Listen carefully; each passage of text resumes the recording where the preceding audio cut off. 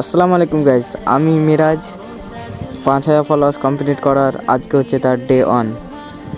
তো ডে 1-এ কী করলাম ব্লগটা শুরু থেকে শেষ পর্যন্ত দেখতে থাকো, তাহলে বুঝতে পারবা। আজকে যাচ্ছি মাঠে, কারণ মাঠে কিছু সার ছিটাতে হবে, তাই রেডি হয়ে চলে যাচ্ছি। টোটোতে করে সার নিয়ে গেছে, আর এখন আমি যাচ্ছি সাইকেল নিয়ে।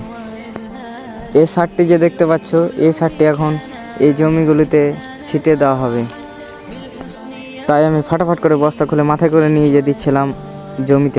এইভাবে কিছুক্ষণ কাজ করার পর অল্প কিছু বস্তা শেষ হয়ে গেছিলো, তাই একটু বসেছিলাম।